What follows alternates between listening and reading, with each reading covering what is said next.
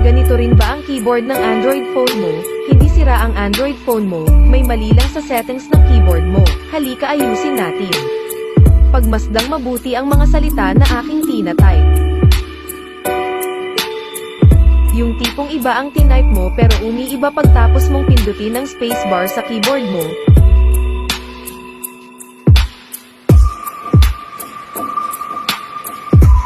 Marahil ay nagtataka ka kung bakit, panoorin mo kung paano ayusin.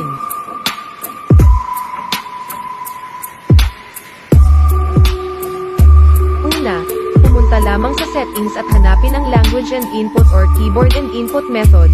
Sa aking Android phone ay nasa may additional settings ito, pagtapos makita ay pindutin lamang ito. Hanapin kung ano ang keyboard na gamit mo, mayroon kasing iba-ibang uri ng keyboard na gamit natin, depende kung ano ang gusto mong keyboard.